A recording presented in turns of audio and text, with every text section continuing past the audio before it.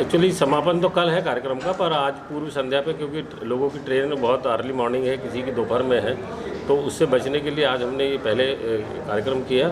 मैं दक्ष foundation, Ram Kumar Pal 64 foundation, धड़क कामगार यूनियन और चिल्ड्रंस एजुकेशन फाउंडेशन, इनके प्रति अपनी कृतज्ञता जाहिर करता हूँ कि इन लोगों ने काफ़ी अच्छे से हमारे जितने भी प्रतिभागी आए उनको स्वप्रेरणा से किसी ने बैग बांटे हैं, किसी ने चेक दिए हैं, और ये सारे चारों फाउंडेशन ने अपनी तरफ से जो भेंट दी है ये बहुत मील का पत्थर साबित होगी हमारे सभी भाइयों को जो ग्रामीण क्षेत्र से आए थे। उनमें उनकी हौसला अफजाई हुई और पूरी टीम को जिन लोगों ने कार्यक्रम को बहुत अच्छे से संयोजित किया उनको सबको मैं शुभकामनाएं देता हूं, सभी पत्रकार बंधुओं को, शैलेश भाई को और उनकी टीम को और आप लोगों को धन्यवाद। सर, इसके अलावा अगर कार्यक्रम की बात करेंगे तो शुरुआती दिनों से लेकर अब तक 64 फाउंडेशन जो है राम कुमार पाल जी की, उन्होंने सहयोग किया हुआ है, उनके लिए क्या कहना चाहिए उनके फाउंडेशन के? राम कुमार पाल जी का जो 64 फाउंडेशन है, एक्चुअली राम भाई के अंदर जो सेवा भाव है लोगों के लिए वो किसी से छुपा नहीं है। और राम भाई हमारे नेहरू युवा केंद्र संगठन से पिछले कई वर्षों से जुड़े हैं और उनके जुड़ाव का कारण यही है कि वो बहुत सरल हृदय के व्यक्ति है और अच्छे से किसी भी चीज़ को संपादित करने में उनके अंदर एक अच्छी भावना है। मैं उनके दीर्घायु की कामना करता हूँ।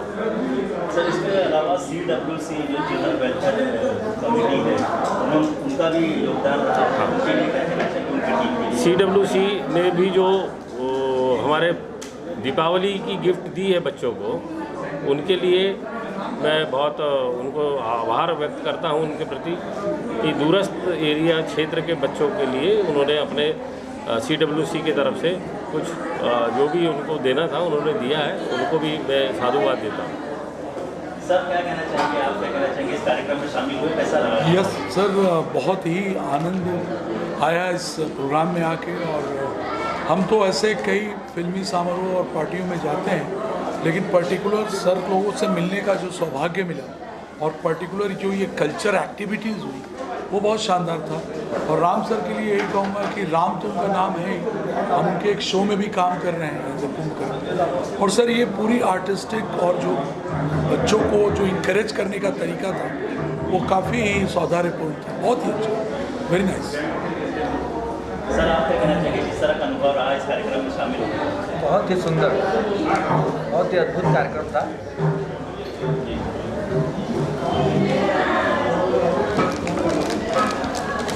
के शुरुआती दिनों से लेकर आज तक आप लगातार बदस्तूर साथ थे और किस तरह का सहयोग रहा और कार्यक्रम के बारे में क्या कहना चाहेंगे? और जो आदिवासी बच्चे यहाँ पर आए थे उनसे मिलकर किस तरह का अनुभव रहा? मैं तो पहले गृह मंत्रालय, नेहरू युवा केंद्र महाराष्ट्र राज्य निदेशक श्री प्रकाश मनोरे का धन्यवाद अदा करूँगा कि हम चारों संस्थाओं को मौका दिया उन्होंने इन नक्सल क्षेत्र के बच्चों को सेवा करने के लिए। इसमें हमारे चिल्ड्रन वेकेमी अजय कौल सर, प्रशांत काशिद सर और धड़क मोर्चा यूनियन के श्री अभिजीत राणे जी और दक्ष फाउंडेशन के श्री सुनील कुमार जी और मेरी एक स्वयं की फाउंडेशन है राम कुमार पाल 64 फाउंडेशन, इन लोगों ने मुझे सहयोग किया और हमने हर बच्चे को बुक, बैग और दिवाली की सामग्री और 1000 रुपये के प्रति बच्चे को चेक दिया गया। ये एक हम अपनी अच्छी सेवा भावना से, और ये बच्चे नक्सल क्षेत्र से आए हैं, उनकी समस्याओं को हमने भी सुना, आपने भी सुना। आज वो कहते हैं कि जो भी हमने इनको भोजन कराया वो सपने में उन्होंने देखा नहीं था। तो हमें आश्चर्य होता है कि आज हम भारत इतने ऊपर होने के बाद भी इन तक हमारी सेवाएं सुविधाएं क्यों नहीं पहुंच पाती। सर, इसके अलावा क्या संदेश देना चाहेंगे बाकी के जो नक्सल प्रभावित इलाकों में जो युवा रहते हैं, ये उन्हें भी किस तरह से पढ़ाई के प्रति या फिर शिक्षा के प्रति, बाकी चीज़ों के प्रति आगे आना चाहिए? मैं तो भारत सरकार को अनुरोध करना चाहूँगा, श्री मोदी जी, अमित शाह को स्पेशल अनुरोध करना चाहूँगा कि जितने नक्सल क्षेत्र हैं वहाँ पर शिक्षा, हॉस्पिटलिटी और जितनी योजनाएं हैं, योजनाएं काफ़ी हैं लेकिन पहुँच नहीं पा रही उन तक। इसके लिए जो भी प्रयास हो ये सरकार को करना चाहिए आज हमारी 44 योजनाएं केंद्र सरकार की है, कि राज्य सरकार की स्टेट हेल्थ कार्ड योजना है, आयुष्मान है, ये सब उन तक पहुंचेगा तो उनको नक्सलवादी लोग बहका नहीं पाएंगे। तो ये हम समाज सेवियों का, सरकार का, सबका एक विचार विमर्श और ये इस चीज़ को पहुंचाने का प्रयास होना चाहिए। मैं ये अपील करना चाहूँगा आपसे, सबसे और सरकार से भी। जिस तरह से कार्यक्रम आयोजित किया गया, जब कार्यक्रम से पहले जो बच्चे यहाँ पर आ रहे थे तो उनके माता पिताओं को ये बताया गया था कि वहाँ पर ले जाके आप लोगों को बेच दिया जाएगा, इस तरह के संदेश बच्चों को दिए जा रहे। तो आपको लग रहा है कि जब बच्चे वापस जाएंगे तो जो संदेश वो पहुँचाएंगे उससे काफ़ी लाभ होगा? हाँ जी, वो कई हमारे जो बच्चे बता रहे थे कि पेरेंट्स उनको छोड़ते नहीं हैं और कई तो भाग जा रहे थे, तो हमारे CRPF के जवानों ने उनको लाया। उन्होंने अपनी व्यथा बताई और ख़ासकर लड़कियों की व्यथा है कि भाई तुमको तो क्या पढ़ना और तुमको क्या जाना, तुमको तो शादी करके वहाँ भेज देना है, तुम्हारे को नहीं जाना। ऐसी कई बातें उन्होंने इस 7 दिवसीय अधिवेशन में सबके समक्ष रखा उन्होंने। और ये समस्या है कि उस अब ये जाने के बाद ये जो विद्यार्थी हैं, जो इन्होंने आज राजभवन देखा, विधान भवन देखा, इंडस्ट्री देखी और हमारी आपकी सेवाओं का लाभ मिला इनको, तो ये जाके अब वहाँ पे कमांडर बनेंगे, डिमांडर बनेंगे। तो ये डिमांडर बनेंगे, कमांडर बनेंगे, यही हमारी चाह है। भारत सरकार की भी ये सोच है कि ये लोग कमांडर बने और जिसको नक्सलवादी भटका रहे हैं उनको भटकाने से ये बचा पाए। ये बच्चे ही कैप्टन बनेंगे और ये बच्चे ही संभालेंगे। यही उनको बताने का सारे अधिकारी गणों ने या जो श्रोताओं ने या जो भी मोटिवेशन करने वाले हमारे यहाँ 7 दिनों में भाग लिया, उन्होंने यही मोटिवेट किया कि पढ़ाई लिखाई अधिक से अधिक करें और आप जाके अपने क्षेत्रों में यहाँ की बातें सबको बताएं।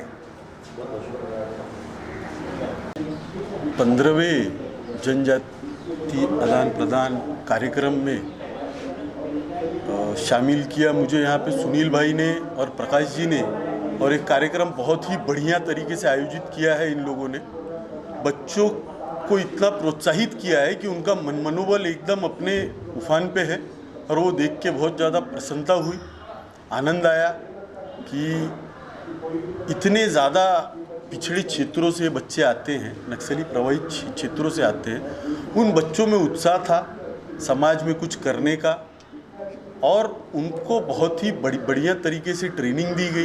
यहाँ के प्रोफेसर्स ने, यहाँ के जितने भी शिक्षक थे, उन्होंने उनको बहुत ही बढ़िया तरीके से ट्रेनिंग दी है। बोलने की, बात करने की, अलग अलग क्षेत्रों से आते हैं। इसके लिए हिंदी पे बहुत ज़्यादा उनका कंट्रोल नहीं होने के बावजूद उन लोगों को हिंदी सिखाया गया। भाषा के साथ उनको जोड़ने का प्रयत्न ये जो है, इस संस्था को पहले तो मैं धन्यवाद करना चाहूँगा। नेहरू युवा केंद्र संगठन को मैं शुभकामनाएं भी देना चाहूँगा कि लगातार 15 वर्षों से इस कार्यक्रम का आयोजन कर रहे हैं और इसी प्रकार से आगे भी ईश्वर करे वो आयोजित करते जाएं कार्यक्रम। सर, इस कार्यक्रम में जो बच्चे आए हुए हैं उनमें से कई बच्चे ऐसे हैं जिन्होंने पहली बार ट्रेन देखा है, पहली बार उन्होंने खाना यहाँ पर अलग किस्म का जो है वो देखा है, उनके लिए क्या कहना चाहिए? बच्चे, प्रकाश जी से मेरी चर्चा हो रही थी, उनका ये कहना था कि ये बच्चे लड़ झगड़ के अपने घर से आए हैं, इनको घर से आने की अनुमति नहीं थी। ये बहुत ही पिछड़े क्षेत्रों से आने वाले बच्चे हैं, तो जो रूढ़िवादी परंपराओं से ग्रसित वहाँ के लोग, वो उनको यहाँ आने ही नहीं दे रहे थे। वो चाहते नहीं थे कि वो यहाँ आए, बावजूद उसके बच्चे यहाँ आए। उन्होंने यहाँ का मुंबई शहर की गेटवे ऑफ इंडिया देखा, पहली बार उन्होंने समुद्र देखा और उन्होंने यहाँ का भोजन लिया। कुछ बच्चों का कहना था दाल या चावल छोड़ के और कुछ उन्होंने कभी कुछ खाया नहीं है, उनको यहाँ के भोजन के विषय में पता नहीं थी। तो पिछड़ापन अभी भी है, लेकिन सतत पिछले 10 वर्षों से आदरणीय प्रधानमंत्री मोदी जी का एक प्रयत्न है, सफल प्रयत्न कर रहे हैं कि कैसे समाज के साथ जोड़े, अनुसूचित जाति को कैसे समाज के साथ जोड़े और कैसे उनका लाइफस्टाइल और अच्छा हो, सुधरे और वो बाकी के लोगों के साथ कंधे से कंधा मिला के चल सके।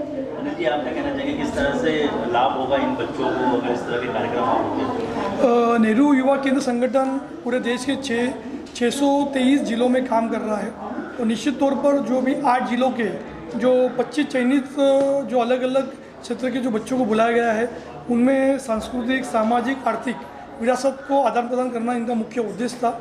निश्चित तौर पर इस तरह के कार्यक्रमों की वजह से चाहे शिक्षा हो, रोजगार हो, कौशल विकास हो या औद्योगिक उन्नति हो, उसमें बच्चों को निश्चित तौर पर सफलता मिलेगी। मैं नेहरू युवा केंद्र संगठन का आभार मानता हूँ कि उन्होंने काफ़ी पहल करके इस तरह के कार्यक्रम का आयोजन किया है और निश्चित तौर पर मुंबई जैसे शहर में इनको अलग अलग स्थानों पर जब उन्होंने लेके गए तो वहाँ की अलग अलग जो सांस्कृतिक विरासत हो, शिक्षा की विरासत हो या खान पान से जुड़े हुए अलग अलग जो मामले हो, तो निश्चित तौर पर उन जिलों में रहने वाले बच्चों ने कभी ये देखा नहीं था। तो नेहरू युवा केंद्र संगठन निश्चित तौर पर अच्छा काम कर रहा है और मैं आयोजकों को बधाई देता हूँ। अनिल जी, आपको लगता है कि इस तरह के कार्यक्रम और होने चाहिए, क्योंकि जिस तरह से इन आदिवासियों को अब भी मेन स्ट्रीम पर नहीं लाया गया है, ना उनको पता है, तो इस तरह के अगर कार्यक्रम होता है उनको लाभ होगा? निश्चित तौर पर, क्योंकि आज भी हम मुंबई शहर में रहते हैं, कोई दिल्ली में रहता है, कोई अलग अलग जो आर्थिक राजधानी जो अलग अलग क्षेत्रों में रहते हैं, तो यहाँ की जो रहन सहन और जो आदिवासी इलाकों की रहन सहन में काफ़ी अंतर है।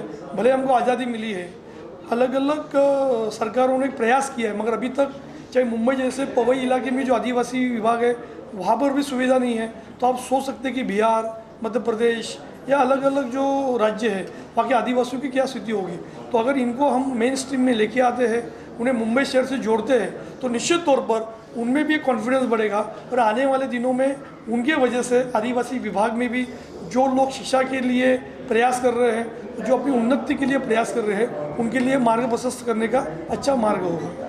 सलमान सर, आपसे जानना चाहेंगे, क्या कहना चाहेंगे इस तरह के कार्यक्रम जब भी होते हैं तो जाहिर सी बात है जो पिछड़े वर्ग के लोग हैं उन्हें लाभ होता है, उनको मेन स्ट्रीम में आने का मौका मिलता है, तो इस तरह के कार्यक्रम होने चाहिए? बिल्कुल होने चाहिए। इस तरह के कार्यक्रम बहुत ज़रूरी है।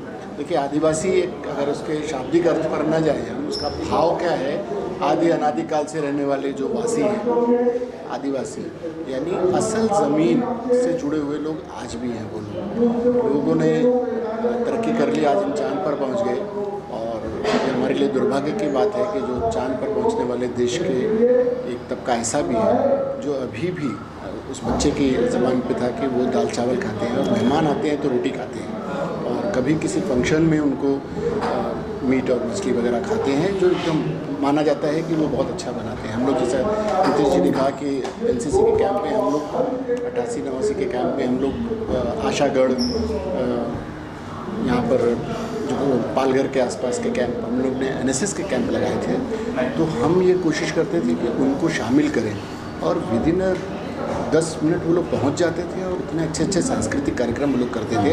हम कोशिश करते थे कि अपने स्टूडेंट्स को, हमारे एनएसएस के वॉलंटियर्स को, वो हम उनके हाथ का बना हुआ खाना खिलाएं। तो एक दिन हम उनको सारी सामग्री उपलब्ध करा देते थे और उनके साथ भोजन करते थे। तो हमको ऐसा लगता है कि ये ज़मीन के लोग असल हैं, ये मूल निवासी हैं, इनके साथ में जब तक हमारा कनेक्शन नहीं होगा, हम लाख तरक्की की बात कर लें और वो तरक्की थोड़ी अधूरी है, तो उनको ज़रूर शामिल करना चाहिए, इनको साथ लाना चाहिए, इनके विकास के लिए कार्य करते रहना चाहिए, निरंतर प्रयास की ज़रूरत है। नेहरू युवा केंद्र ये काम कर रहा है, अन्य संस्थाएं जो इनके साथ जुड़कर काम कर रही हैं, ये बहुत ही बेहतरीन काम है। और मेरे लिए भी, जैसा अभी इन्होंने बताया, अनिल जी ने बताया, पवई वगैरह में, मेरे घर के जिस पाड़े में रहता हूँ मैं, बामनदाया पाड़ा, आदिवासियों का वास है। तो मेरे लिए सौभाग्य की बात है कि मैं मीठी नदी से जुड़े उनके ही पाड़े से जुड़ा हूँ, उनके साथ में उनको बहुत करीब से देखा है और उनके कल्चर को समझने की कोशिश करना चाहिए हम सभी लोगों को। हमारे नज़दीक में आर्य कॉलोनी में भी एक बार आदिवासी से भुखमरी से एक बच्चे की मौत हुई थी, हम लोगों ने उसकी न्यूज़ वगैरह कवर की थी। तो यानी भले वो शहर के बीचों बीच रहते हैं, लेकिन अभी भी मूलभूत सुविधाओं से उपलब्ध वो कटे हुए हैं। उन तक पहुंचना और अच्छे लोगों का उनके बीच जाना उनके विकास में बहुत सहायक होगा। चलिए, धन्यवाद। यस, बहुत ही अच्छा अनुभव रहा। ये भारत सरकार गृह मंत्रालय द्वारा हमारा ये जो प्रोग्राम हमें ऑर्गेनाइज़ किया है, हमें बुलाया है, स्पेशली हमें जो सम्मानित किया, वो बहुत ही अच्छा लगा। हमारे समाज के काम को देख करके हमें जो इतना प्रोत्साहन मिलता है वो देख करके हमें बहुत अच्छा लगता है और भी मोटिवेशन मिलता है कि हम और आगे इसी तरीके से लोगों को हेल्प करते रहें। I am very thankful for Nehru संघ, जिन्होंने ये आदिवासी लोगों के लिए इतना अच्छा सोचा है, इनके लिए इतना अच्छा प्रोग्राम ऑर्गेनाइज़ किया, और ख़ास करके ये न्यूज़ मीडिया की जो ग्रुप है उनका बहुत ही अच्छा काम है, जिनकी वजह से हम सभी को और भी आगे बढ़ने का मोटिवेशन मिलता है। Thank you so much.